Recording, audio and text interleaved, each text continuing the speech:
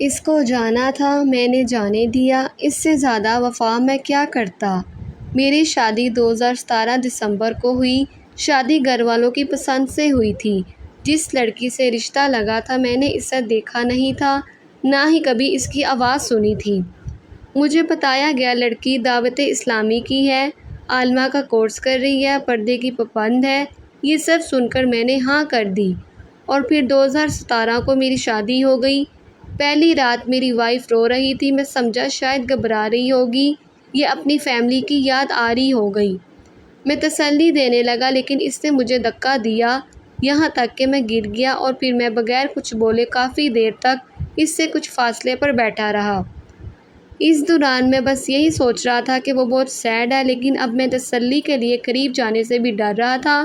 پھر وہ اچانک اٹھی اور الماری سے اپنے کپڑے نکالے اور دلہن کا دوپٹہ اتار دیا، یعنی گھونگھٹ، اور سر پر دوسرا سادہ دوپٹہ پہن لیا۔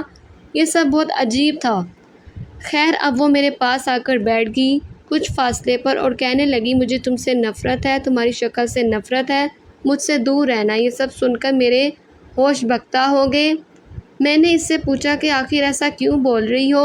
میری فیملی نے تو آپ کے گھر تصویر بھیجی تھی، یہاں تک کہ آپ کے بھائی نے میری ویڈیو بھی ریکارڈ کی تھی آپ کے لیے۔ پھر وہ کہنے لگی میں کسی اور سے پیار کرتی ہوں لیکن اس کی شادی ہو چکی ہے، اسی لیے مجھ سے دور رہو۔ میں نے کہا آپ بول رہی ہو اس کی شادی ہو چکی ہے اور پھر تمہارے ساتھ میری شادی بھی ہو چکی۔ یہ سب کچھ شادی سے پہلے آپ کی فیملی نے نہیں بتایا، ورنہ ہم یہ رشتہ کبھی نہیں کرتے۔ اس کے بعد وہ بہت بری لینگویج استعمال کرنے لگی۔ میں اٹھ کر اپنی امی کے پاس گیا اور انہیں سب احوال سنا دیا۔ امی نے کہا بات بہت سیریس ہے لیکن اب بھی بہت ہنگامہ ہو جائے گا، صبح بات کروں گی۔ لیکن پھر مجھ سے کہنے لگی اس عمر میں کوئی بھی بہک جاتا ہے، اب تمہارا امتحان ہے، جتنا ہو سکے اس کا خیال رکھو۔ یہ بات میرے دل پر اثر کر گئی اور میں نے فیصلہ کیا کہ اب کسی کو کچھ نہیں بتانا، بس پوری کوشش اس کو راضی کرنے کی ہے۔ کچھ مختصر بات ہوئی امی کے ساتھ، پھر واپس کمرے میں گیا اور کہنے لگی بکواس کر کے آ گئے۔ میں چپ رہا، کچھ جواب نہیں دیا اور بیڈ سے نیچے لیٹ گیا۔ مجھے تو پوری رات نیند نہیں آئی لیکن وہ سو گئی۔ کچھ ہی دیر میں بے خبر 3 دن جہنم جیسے گزرے، پورا خیال رکھنے کے بعد بھی، کیونکہ اس کی لینگویج حد سے زیادہ بری فحش ٹائپ کی تھی۔ جتنا ہو سکے برداشت کرتا رہا لیکن پھر 3 دن بعد ان کی فیملی کو سب بتانا پڑا۔ پھر معلوم ہوا پوری فیملی اس حقیقت میں شامل تھی، انہیں سب کچھ معلوم تھا۔ لڑکی کی امی کو اور وہ لڑکا بالکل پسند نہیں تھا، وہ ویسے بھی اس کی شادی ہو چکی تھی۔ امی نے اپنی قسم دے کر کھانا پینا چھوڑ کر جیسے بھی کر کے اپنی لڑکی کو شادی کے لیے راضی کیا تھا، لیکن لڑکی نے اپنی امی کی قسم کی بھی لاج نہیں رکھی اور پہلی رات کو ہی اپنی تفصیل بیان کر دی۔ اب یہ سٹوری میری پوری فیملی کو پتہ چل چکی تھی لیکن وہ سب بے بس ہو گئے۔ نہ لڑکی کے گھر والے اسے سنبھالنے کے قابل تھے، نہ اس کی امی اور والد۔ نہیں خیر پھر بھی بہت کوشش کی، سمجھایا گیا میری وائف کو لیکن کوئی فائدہ نہیں ہوا۔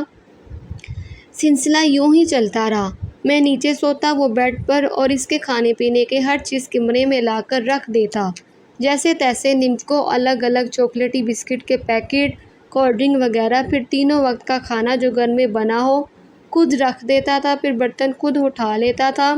اس کو جس چیز کی ضرورت ہوتی تھی ایک پیج پر لکھ کر رکھ دیتی تھی، میں فوراً لا کر آتا تھا۔ میں بس رات دن اس کی کوشش میں رہتا تھا کہ مجھ سے کوئی غلطی نہ ہو، ہر چیز کا خیال رکھتا۔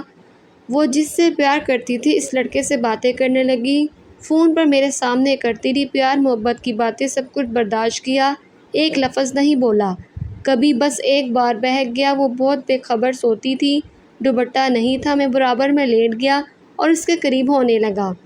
میں نے اسے چھونے کی کوشش کی، اس کی آنکھ کھل گئی۔ پھر جو کچھ اس نے میرے ساتھ کیا وہ تو لکھ نہیں سکتا، لیکن پھر بھی المختصر گالیاں تھیں، حد سے زیادہ بری۔ اس نے مجھے مارا بھی، بس اس سے زیادہ لکھنا مناسب نہیں۔ میں نے یہ بات کبھی کسی کو نہیں بتائی، آج تک نہیں بتائی اور شاید کبھی بھی نہیں بتا سکوں۔ اس کے ساتھ 3 مہینے گزارے ایک کمرے میں اور پھر وہ چلی گئی ہمیشہ کے لیے۔ اس لڑکے نے اپنی وائف کو طلاق دے دی اور میرے پاس بھی خلا کے پیپرز آ گئے۔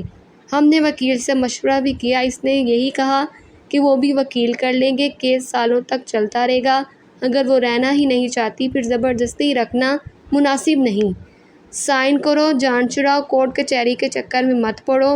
اس کی بات صحیح لگی اور میں نے خلا کے پیپرز پر سائن کر دیا۔ پھر گھر والوں نے بہت کوشش کی میری شادی کروانے کی، لیکن میں نے فیصلہ کر لیا اب شادی نہیں کروں گا، اور پھر میں نے کبھی شادی نہیں کی۔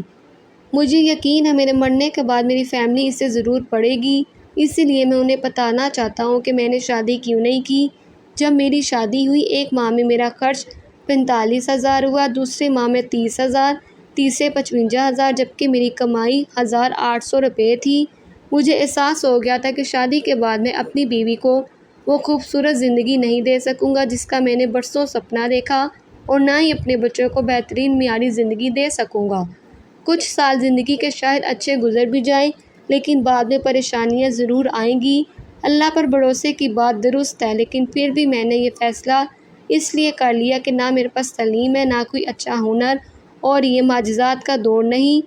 اس بات پر بھی یقین رکھنا چاہیے۔ کوئی بات نہیں اگر میں نے شادی نہیں کی، دنیا میں بہت سے لوگ ہیں جن کی شادیاں نہیں ہوئی۔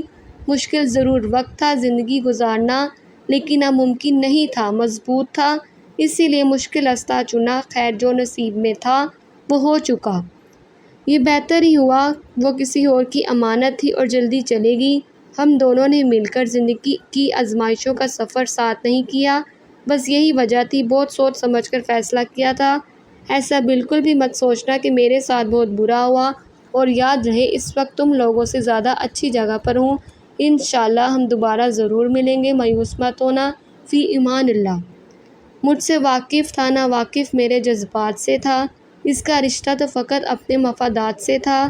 اب جو بچھڑا ہے تو کیا روئیں، جدائی پہ تیری ہی اندیشہ ہمیں پہلی ملاقات سے تھا۔ اگر ہماری ویڈیو پسند آئے تو ہمارے چینل کو سبسکرائب کریں۔ ملتے ہیں نیکسٹ ویڈیو میں۔ اللہ حافظ۔